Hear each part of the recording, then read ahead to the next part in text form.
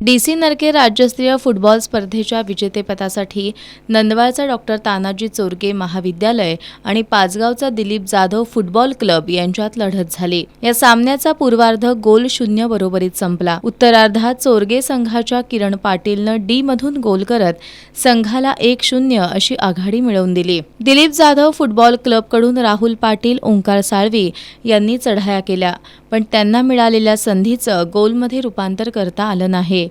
अखेर चोरगे महाविद्यालय संघानं 1-0 अशा गोल फरकानं विजय संपादित केला।